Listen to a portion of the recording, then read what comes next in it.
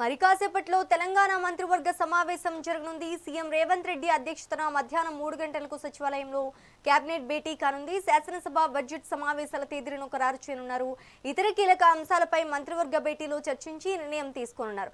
ఆరోగ్యం, విద్యా అంశాలపై మంత్రివర్గం చర్చించనుంది. భూసేకరణ, భూముల కేటాయింపులు, ఉద్యోగాల భర్తీపై నిర్ణయించనున్నారు. రైతు భరోసా నిధులపై కూడా ఈ భేటీలో క్లారిటీ వచ్చే అవకాశం ఉంది. ఇక ఇదే అంశానికి సంబంధించి మరింత సమాచారం మా ప్రతినిధి వెంకటరెడ్డి అందిస్తారు. వెంకటరెడ్డి, చెప్పండి. Good afternoon Sreeja. ఇక తెలంగాణ రాష్ట్ర కేబినెట్ మరి కాసేపట్లో భేటీ కానుంది. మధ్యాహ్నం 3 గంటలకు సచివాలయంలో ముఖ్యమంత్రి రేవంత్ రెడ్డి అధ్యక్షతన రాష్ట్ర మంత్రివర్గ సమావేశం అయితే జరగనుంది.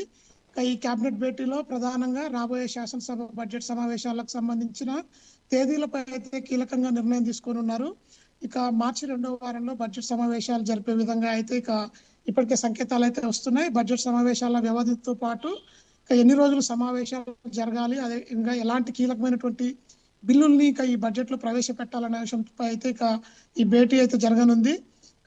కేంద్ర బడ్జెట్ నుంచి కూడా తెలంగాణకు రావాల్సిన నిధుల అంశం కావచ్చు, అదేవిధంగా మంత్రివర్గ సమావేశంలో ప్రధానంగా చర్చకు అయితే తీసుకొచ్చేందుకు వైపుకు మంత్రివర్గం అంతా కూడా రెడీ అవుతోంది. కేంద్రం నుంచి రావాల్సినటువంటి గ్రాంట్లు కావచ్చు, పథకాలకు సంబంధించి నిధులు ఎలా రాబట్టాలి, ఎలాంటి రాజకీయ పరిపాలన వ్యూహాలను అవలంబించాలనే కోణంలో కూడా ఈ భేటీ ప్రాధాన్యత అయితే సంతరించుకుందని చెప్పొచ్చు. ఇక ముఖ్యంగా హైదరాబాద్ మెట్రో రైలు టేక్ ఓవర్ కు సంబంధించి ఇప్పటి వరకు ఎల్ఎన్టీ సంస్థ నుంచి 10,000 కోట్లకు సంబంధించినటువంటి నిర్ణయంపై కూడా కీలకంగా చర్చ అయితే జరగనుంది.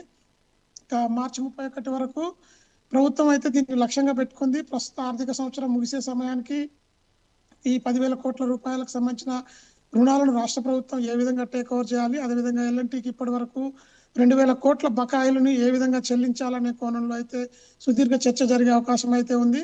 మెట్రో టేక్ ఓవర్ తర్వాత 2వ దశ విస్తరణపై కూడా కీలకంగా సమావేశం అయితే కానున్నారు. ఇక మరొక వైపు మెట్రో టేక్ ఓవర్ తర్వాత కేంద్ర అనుమతులతో అడ్డంకులు తొలగే అంశాలన్నింటినీ కూడా పరిశీలనకు అయితే తీసుకున్నది కేబినెట్ భేటీ.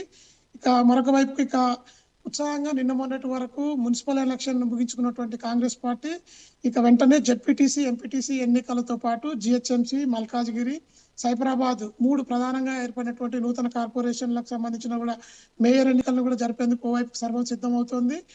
దీంతో పాటు పిఎస్సిఎస్ సహకార ఎన్నికలను కూడా ఇటు రైతు సంఘాలకు సంబంధించిన ఎన్నికలను కూడా పూర్తి చేసే ఉద్దేశంతో అయితే ఈ కీలక భేటీ జరుగుతుందని తెలుస్తోంది.